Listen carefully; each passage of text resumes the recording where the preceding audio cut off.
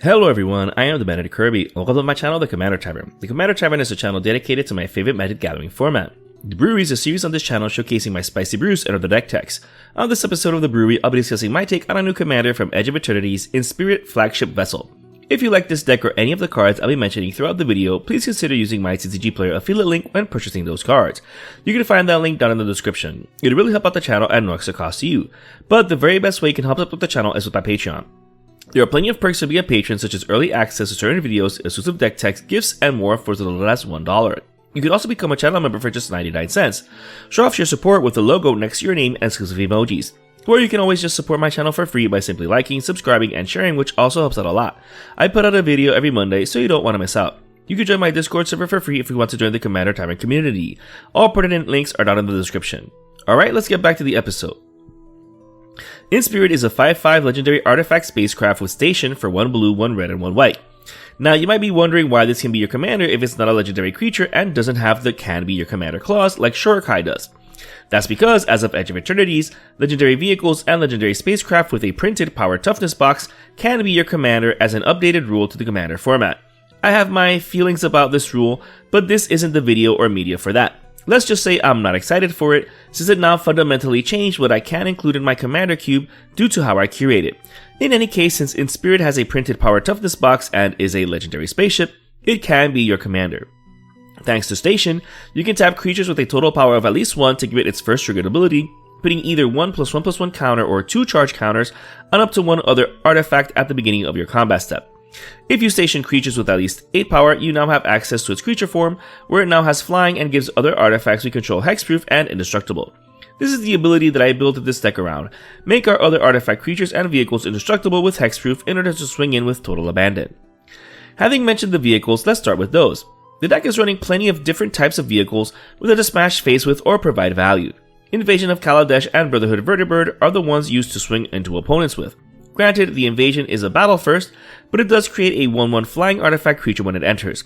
However, defeat it, and you'll get Aetherwing Golden Scale Flagship, a vehicle similar to Brotherhood Vertibird.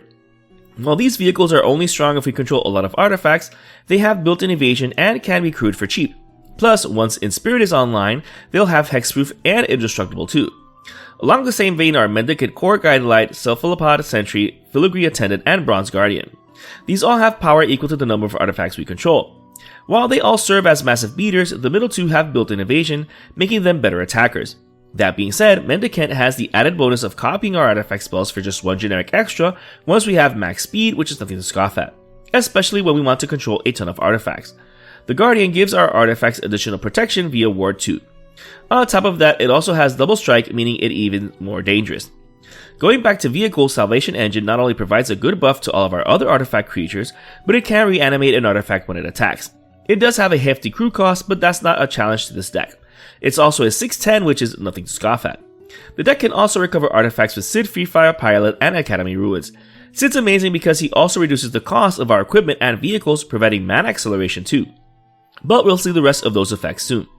Academy Ruins top decks the artifact, but it doesn't take up a slot on the deck for being a land, so it's definitely worth including here. Conqueror's Galleon is the odd one out because this starts as a vehicle, but then transforms into a land after hitting a player.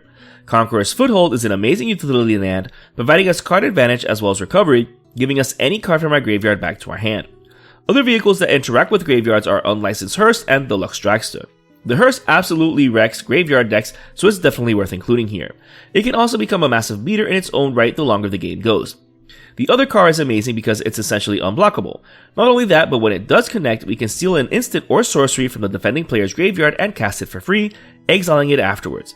Amazing card here, especially against green players when they have mana acceleration spells in their graveyard. Speaking of mana acceleration, Cosima God of the Voyage and Luxurious Locomotive help us with that. While Cosima is this god as its default face, I have only ever cast it as the Omen Keel. This vehicle not only exiles cards from the defending player's library, but we can play land cards from those exiled cards too, essentially giving us a land per turn. The train gives us treasure tokens, which is amazing. They either help pay for a future splashy spell or stick around to pump our beaters. Untethered Express, Night Paladin, and Sky Sovereign console flagship are some more beaters. Granted, not as amazing as the previously shown ones, but at least the last two also serve as a form of interaction when entering the battlefield, since they can potentially burn any utility creatures in play. The Pride when Seal Flagship is another massive vehicle with flying. However, not only is it here to attack, but it can also create 2/2 tokens whenever a non-token artifact enters our battlefield.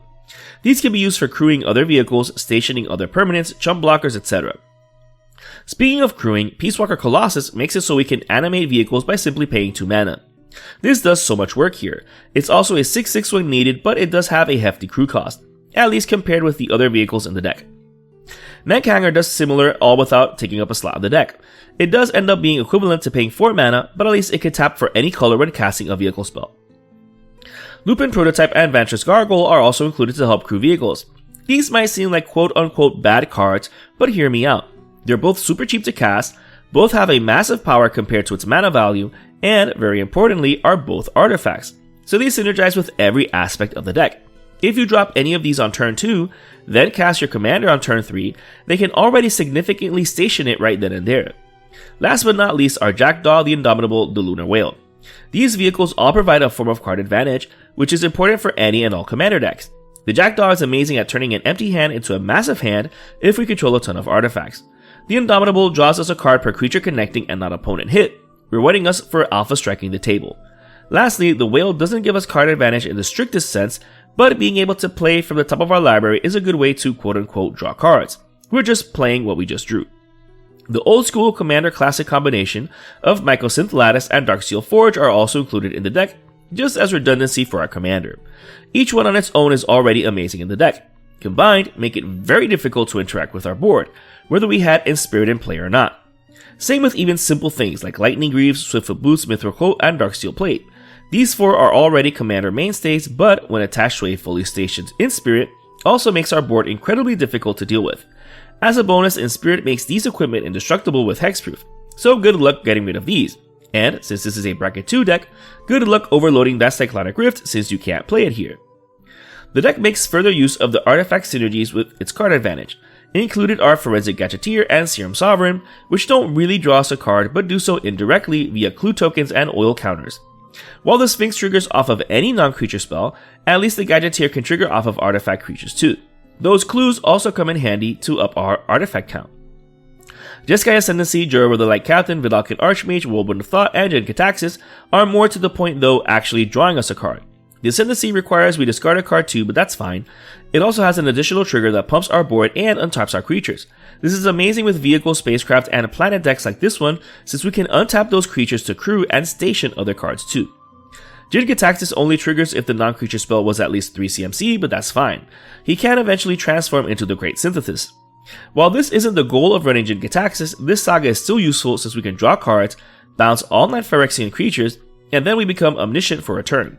The bounce spell is especially useful because we can keep our non-crewed vehicles and animate them later to swing into empty boards.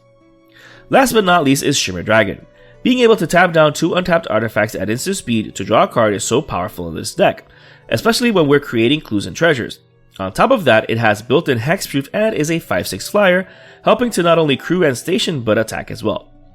Speaking of stationing, Adagio Windswept Bastion is one of the planets in the deck. Yes, 12 charge counters might seem like a lot, but not in this deck. We do need 4 mana and tapping it, which deprives us of that 5th mana, but we can then create a legendary copy of the best artifact or enchantment we control. Sure, the legend rule makes it a bummer, but we don't need to be so extra anyways. One more copy of Whirlwind of Thought or Jeskai Ascendancy is good enough. Maybe even an extra copy of Swiftfoot Boots or Brotherhood Vertibird, all without taking up a slot in the deck, which is a key thing to consider. Other ways the deck makes the most of its artifactness is via mass acceleration. To that end, the deck is running Archway of Innovation, which doesn't take up a slot in it. The land is amazing here. Not only can we tap down artifacts we already have, but if we have enough clues and treasures, this makes them into mana rocks. This thing really fuels splashy spells quite easily, don't sleep on it. Uthros, Titanic Godcord, and Storm the Vault also help us cast flashy spells. Uthros is the other planet in here not taking up a slot. As before, 12 charge counters is nothing for this deck. Once it's fully stationed, it's a Tolarian Academy, but first we have to pay 1 blue to tap it. Storm the Vault also becomes a Tolarian Academy type land. However, even as an enchantment is useful because we can get treasure tokens from it. Although we can very easily transform it, since it only requires controlling 5 artifacts to do so. If the actual Tolarian Academy were illegal in Commander, we'd have 3 lands with that ability. But the Academy can stay banned though, it's too busted. Enthusiastic Mechanaut, Ethereum Sculptor, Cloud Key, Foundry Inspector, Voyager Quickwelder, Joyous Familiar, and the Immortal Sun help accelerate our mana by reducing generic cost. The best thing about these is that they're also artifacts, so they further synergize with the deck. Since most of these only have generic costs, it's possible for these and other artifacts to just be straight up free. The Immortal Sun takes it a step further by also pumping our board, drawing us an extra card, and shutting down Planeswalkers. Yes, the effect is symmetric, and the deck is running Ugin Eye of the Storms. Even if we controlled both, Ugin's triggered abilities would still trigger, and they're absolutely harrowing here. If we were able to activate Ugin, all of his abilities are relevant here. We can draw a card, get triple colorless mana, or cheat all colorless spells from our library. Absolutely busted Planeswalker for artifacts decks. Soul Ring, Wayfarer's Bauble, and Navigation Orb are the remaining pieces of acceleration. The last two don't stick around to continue helping our artifact count, but being non-green means we can't be choosers when it comes to land-based mana acceleration. It might seem like depending so heavily on artifacts is a significant weakness given how many board wipes can get rid of all artifacts. But keep in mind that our commander makes them indestructible anyways, and you can't play Cyclonic Rift in bracket 2. However, should the need arise, Tavern's Veto and Negate can just counter that annoying spell. I tend to keep these up just in case for those mass bounce, tuck, or exile effects, but outside of Cyclonic Rift, there's very few and far between in this bracket. As for our own interaction, there's Generous Gift and Stroke of Midnight for single target removal, with Unexplained Absence for multiple single target removal, and Blasphemous Act, Martial Coup, Split Up, Supreme Verdict, Vanquish the Horde, and Organic Extinction are the deck's board wipes. Split Up is especially strong in stalemate type boards because we can tap down all of our creatures to station and our crew, including our now animated spacecrafts and vehicles, and then just choose to destroy all untapped creatures. Organic Extinction does more harm to our opponents than to us, so that's another no-brainer.